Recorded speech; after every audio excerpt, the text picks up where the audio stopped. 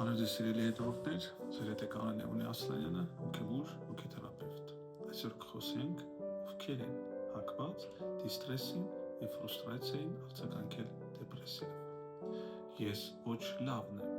ուրիշները լավը։ Դեպրեսիվ կենսական դիրք ունեցող մարդիկ իրենց կյանքն ապրում են ոչ թե իրենց համար, այլ դոմինանտ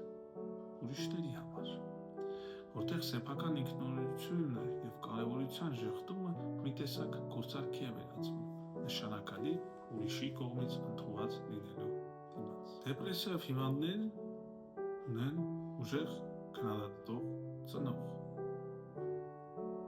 որը նրանց թույլ է տալիս իրենց վրա վերցնել հիպերբոլացված պատասխանատվություն սեփական տառապանքների համար։ Միևնույն ժամանակ նրանք ունեն թույլ խնամող ծնող, սեփական երեխայի կարիքների նկատմամբ, իսկ այդ երեխան վերաուղղված է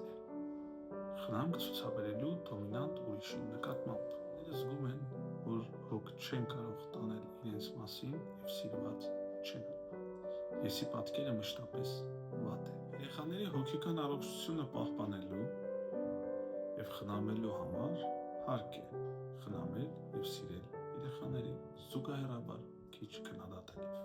Ձեր հետ է հոգևոր հոգեթերապևտ Կանա Լևոնի Ասլանյանը։ Եղեք առողջ։